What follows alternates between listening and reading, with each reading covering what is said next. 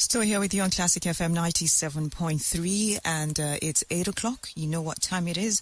Well, it's a new show now, and it's a spin-off of Business Half Hour. It is called Follow the Money by Ugodre. Good morning, Ugo. How are you doing? Fine, Bukola. Good morning. How was your weekend? It wasn't bad at all. Just perusing the papers and the news coming out of the social media. And I'm like, doing good there. Is it happening? Doing good there. Are we looking? Lagos State, what is going on? Anyway, guys, good morning, everybody. Hope you had a great weekend. This is Follow the Money. On this show, you follow me as I try to break down key economic issues and, things that happen in the financial market, stock market, currency markets, bond markets.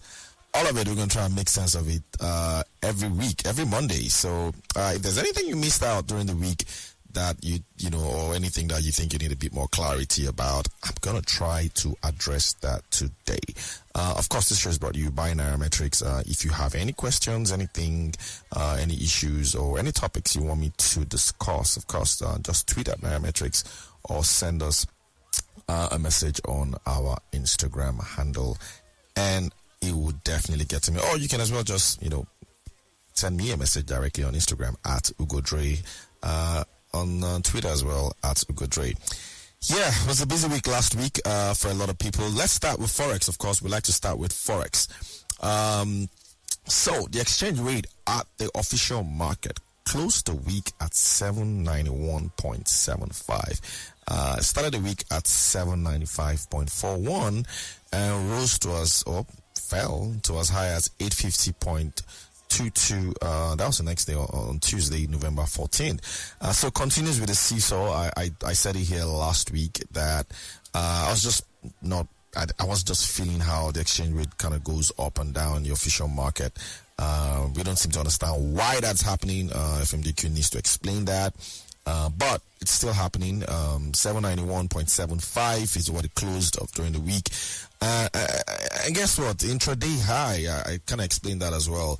That's the highest point that FX sold on Friday.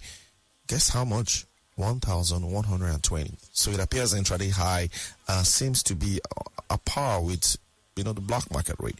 So that means somebody in the official market bought at 1,120. Even though it closed at 791.75.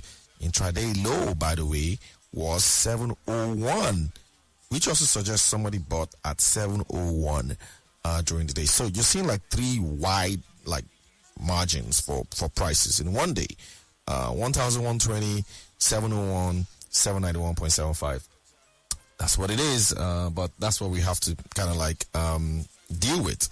Until the FMDQ explains. Meanwhile, FX turnover was 157.78 on Friday. $157.78 million. FX turnover is not supply. FX turnover is just how many times the dollars sort of exchange hands during the day. So that's it for trades during the week. We did also get some news during the week. I think the trip to Saudi was promising. It's quite promising. The government believes that Saudi Arabia is going to help fund some of our FX supplies. A lot of people have been saying it's audio money, but because we haven't actually seen it yet, the money hasn't actually come in. But important to also mention that there has been some clearing of the FX backlogs. And so that's just the first step towards ensuring that we have FX supply. So it's a bit of a good thing that that's happening already. So I don't know what this week is going to turn out, but the black market is fairly stable now. Still under 1,200, not at 1,200, but under that. If you're buying inflow, also if you're exchanging cash, is around that. Novembers are typically kind of stable when it comes to exchange rate. At least over the last 2 years since we've been tracking it at Nairametrics. You don't tend to see that much volatility in November.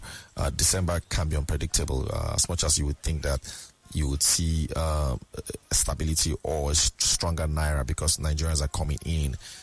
Maybe that might not just be the case this time around. But let us see how things unfold. And still on currencies, during the week as well, the central bank made an important announcement. They did say that the old notes would continue to exist side by side the new notes, essentially just truncating every single plans the former central bank had under Godwin Emefiele. They're basically telling us that away with the old and back to the old, basically. So old Naira notes and new Naira notes will continue to coexist. Maybe that's a bit of a good thing. A lot of people actually don't like the new Naira notes and think it's ugly. So it's probably going to exist now with the old Naira notes. So you don't have to worry about accepting or rejecting old Naira notes. By the way, currency and circulation kind of rose as well. We did notice that. I think there was a report on Nairametrics on currency circulation being at around close to where it was before we had the currency change last year. If you all recall, one of the reasons that they gave us for the currency change was that there was just too much money in circulation, and that was also one of the reasons why we're having higher inflationary. One of the reasons why we're in a higher inflationary environment. However, now that the current administration and of course the current CBN, don't really care about that. They are saying that currency in circulation is not so much of a challenge for them at the moment, and so we're gonna have to deal with. We're gonna have to learn to live with. The current currency in circulation, which is slightly just over 3 trillion naira, almost close to pre-naira redesign level. Sometimes you just wonder what policymakers think. Sometimes one breath you tell us that we have too much exchange rate, too much currency in circulation, and that's the driver for inflation. And then in another breath, you come and say, look, it doesn't really matter. They should, both currencies should exist. And now we're back to 3 trillion in currency in circulation. By the way, the central bank is also working to overturn existing court ruling regarding the old notes. That's also what we hear. And then the CBN has instructed branches nationwide to continue to accept the old Naira notes. So there you go. By the way, Nigerian Customs Service also updated its own exchange rate. So expect to pay a bit more to custom if you're planning to import things. It's gone down from 7.57 to the dollar to 7.83 to the dollar. That would likely have maybe a slight impact on inflation rate. But that's what the customs announced last week as well. Yeah, of course, like I said, if you do have a message or you have anything to say, just, send us a message on any of our social media handles and I would likely address it. If you're just tuning in, this is Follow the Money, brought to you by Nairametrics, and I am Ugodre, and I'm the host of this show. We're going to move now to something else that happened last week. In case you all didn't know, Nigeria's inflation rate rose to 27.33% in October 2003. I mean, let that just sink in. 27.33%. The last time we were anywhere close to this was in 2005, if I do recall. So inflation rate at 27.33 in October, up from 26.72 in September. There are predictions that it might hit 30% by the end of the year, and probably that very likely because this was October. So if you're at 27.33 in October, very likely it could be higher in November, and then by December's inflation numbers, which will come out in January, we could be looking at 30% or thereabouts. So currently 27.33% in October. The rate is 6% higher than it was the year before. This time last year, it was 21%. And so now we're at 27.32%. A lot of people think that, their personal inflations are probably higher. Mine is much higher than this, but this is how the Bureau of Statistics calculates its own inflation. So it's at 27.33%. The drivers of inflation, of course, we all know is food. Food has always been a major driver of inflation, and food inflation is currently 31.5%, up from 30% a year ago. a month ago rather. Food inflation is on a tier, 31.5%, up from 30.6%. Month-on-month inflation, which is also a key metric that we look at, did drop slightly last month. So that was a bit of the silver lining that we had in inflation numbers. But all around, it was a very, disturbing inflation numbers. So what does this really mean for you? I'm sure you're wondering. 27.3%. A lot of people don't realize that inflation is like evil. Is that's probably the most important macroeconomic indices you should track in Nigeria, because at 27.33%, it means that borrowing cost is likely going to be higher than 27.3%. That's just what it means. So if you're going to borrow, you're likely going to be paying 30+% in interest, except maybe you have fixed interest rates or you have some kind of deal with your bank that ensures that they do not charge you high, interest rates that are variable. So that's what that means. And of course, if you're investing in anything and you want your return on investment to beat inflation, then you're looking at beating 27.33%. I do know that some people tend to say that, look, what's the point having inflation at 27.33% when what's the point looking at, annual inflation rate? Like, you should look at average inflation rate. And on a long-term basis, Nigeria's average inflation rate is always maybe between 12 and maybe 14% these days because of the sort of galloping inflation that we're having now. Yeah, I mean, I agree with that. Kind of makes sense as well. That's what you want to project for. And maybe that's even why the FGM bonds that was sold last week, long-term bonds, people actually bought the 30-year bonds. They scrambled for it because long-term, the yields were higher than our long-term inflation rate.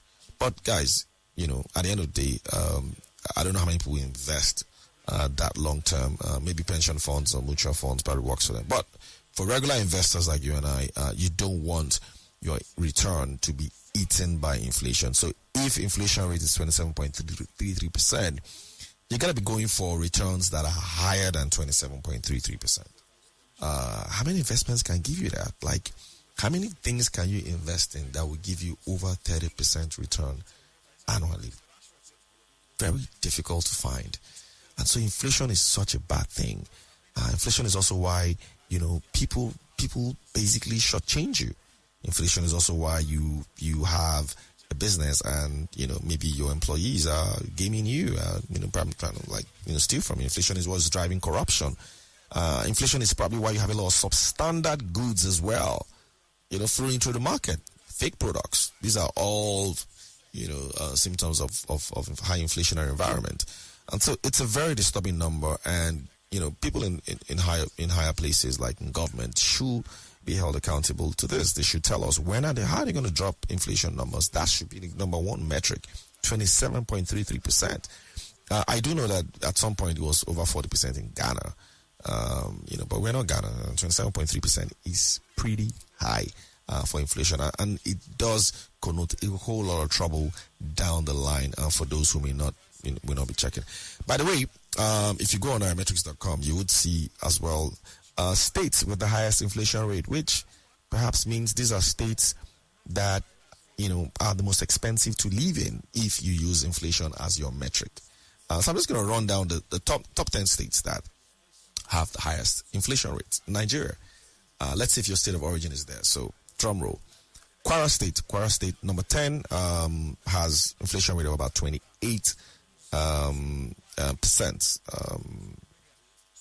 Bayelsa State is next with about 29%. Ebonyi State as well follows through, 29.3%. So Ebonyi State is pretty much expensive. Abia State is 29.3%. Ondo State is 29.4%. Akwa Ibom State is 30.7%, so higher than the national average. So it's pretty much expensive to live in Akwa Ibom State. Oyo State is 31.2% inflation rate, annual inflation rate. Oyo State, 31.2%. And of course, Lagos State, where we are, is at 31.2% as well. So Lagos State is quite expensive. Food inflation in Lagos State is 27%. Rivers State is 31.4%, and that is the second most expensive state in Nigeria. And of course, Kogi State tops as the most expensive state to live in Nigeria if you use inflation rate as your benchmark. Kogi State inflation rate is 34.2%. All right, so we're going to take a short break at some point, and then we will come back with the second segment. Of course, this segment we're going to be talking about markets, essentially. Equities market. There's some news about Union Bank, and there's news as well on Mikio. We do have news on Mikio. And of course, Unity Bank and Providus Bank. What's going on there? Stay tuned. All right, welcome back. This is Follow the Money, brought to you by Nairametrics. My name is Ugodre, and I am breaking down key economic issues and market-related issues that happened last week, trying to make sense of some of them. We have discussed exchange rate and inflation rate. Of course, if you did miss any part of this, there is a broadcast that you can, there's a way you can still go back and listen to this. Check where you listen to your podcast on Spotify and on YouTube. We're currently broadcasting live on YouTube, by the way. So if you go on YouTube now, you can actually see me right in the studio as I run down key economic issues that happened during the week. Of course, so we now move into the equities market. I mean, for those who follow me a lot, I do like the equities market because I invest a lot in Nigerian stocks and U.S. stocks as well. Equities market is one of the biggest wealth creators out there, regardless of what people say about stock market. There's still a lot of money to be made there, and so you should track the equities market. And last week, end of the week on Friday, the equities market closed at an all-time high of 71,112.99 points. That's the highest the equity market has ever traded in Nigeria. Like historically, that's history. History was made on Friday. Yeah, 71,112.99 all-share index. It's incredible that this has happened. I mean, remember over the years we've seen, the stock market. It's taking them about 10 years to get to 65,000, which was what it hit back in 2007-8. Taking over 10 years, but now we're here and we're cruising. It's as if it's not stop. Stock market just seems to be a different market entirely from the economy. Hitting 71,000. Of course, market capitalization is 39 trillion. Thinking that sometime by the end of this week, we're probably going to cross another benchmark, which is the 40 trillion mark in terms of market capitalization. One thing people would typically say is that the stock market just has maybe a few stocks that sort of drive it. At Nairametrics, we call them the suits. The suits are the stock worth over 1 trillion naira. There are not many of them, but these stocks are major drivers. They include Dangote Cement, MTN, Airtel, Bua Cement as well, Zenith Bank and GT Bank also in there. I think Seplat is also in there as one of the suits. Nestle used to be in there, but no longer in there because of course, what's going on with consumer goods stocks. But these are the stocks that sort of make up suit. And of course, there's the likes of Ugodre that is just very close to hitting 1 trillion naira in market capitalization. So when these stocks sneeze, the stock market catches cold. So these are the major drivers. But we're close to 40 trillion. Likely going to hit it by the end of this week. 71,000 points. Impressive as well. Last week we heard. We got a scoop. We heard that Unity Bank and Providus Bank were discussing a potential business combination. At least that's what we were told. Business combination is different from an acquisition, so it doesn't look like your typical acquisition. Maybe it sounds like a bit more like a merger, but they used the term business combination. That's what we were told. That both banks were looking at coming together. They're kind of different, because Unity Bank is a much older bank. And it's a bank made up of several other banks. I think over a dozen banks as well, if you all recall. And then Providus Bank is a newer generation bank. Probably existed just barely 5 years. And it has made its own mark as well as a newer bank, courted mostly by startups. So this deal appears to be about trying to be a lot bigger. Appears Providus Bank is looking to leverage on Unity Bank's branch, spread, and of course its own, market share in quotes. But Unity Bank seems to have a bit of challenge as well. don't want to go into their books, but I mean, you can go to Nairametrics and read that up. A lot of people are wondering why this merger, why these two banks coming together. It doesn't look like it's a good fit, but you know, with the guys running these things, you never know what they're looking for. They have run their numbers, and it appears they feel like there's a good mix here between Unity Bank and Providus Bank. So this is one that we're going to be tracking. It's not official yet, by the way, so it's just scoops. It was in some outlets last week as well. Unity Bank and Providus Bank, they haven't come out to make any statement yet. So might just be one of those things that you hear that never comes to fruition. Recall a few years ago, Unity Bank did also, was also in this sort of discussion when the gist was that they were going to be acquired by, I think it was called Milost Global back then, but that didn't turn out at all. That sort of fell through. But this time around, this is looking like something that might happen. And if you speak to industry watchers, they will tell you, yes, that there's something like this going on as well. Talking about banks, one of Nigeria's oldest banks and most, one of the most respected banks that we've had. Growing up, this was one of those banks that you sort of look up to. I still remember when they hit the 1 billion, total assets back then, and it was like major news for them. It had that white horse that was just running through and told you they hit the 1 billion mark. Union Bank, Union Bank of Nigeria announced that they were going to be delisting from the stock exchange after 52 years. 52 whole years. They're going to be delisting. No longer going to be a quoted company. Of course, that is because they were acquired towards the end of 2021 by Titan Trust Bank. If you all recall, that news made headlines, late 2021 when they got central bank approval to acquire 89% stake in Union Bank. So we did hear the deal was completed last year, and I think they acquired maybe 90 or 93% stake or something like that of Union Bank. So because they've acquired that much stake of Union Bank, they essentially own the bank. So I mean, the bank doesn't belong to the public like that anymore. So the remaining minority shareholders would have to be paid off, and then the bank will delist and will no longer exist as a publicly quoted bank.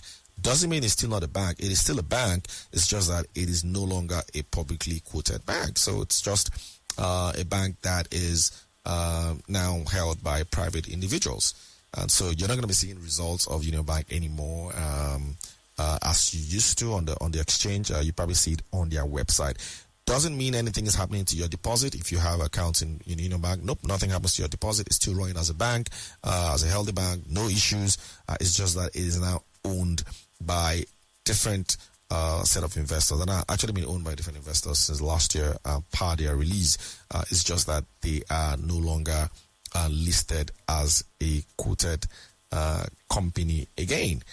So quite interesting that that's happening. I mean, we all know at some point in Nigeria, Union Bank and First Bank were like the strongest banks in the country. In fact, they were going neck and neck for who was number one.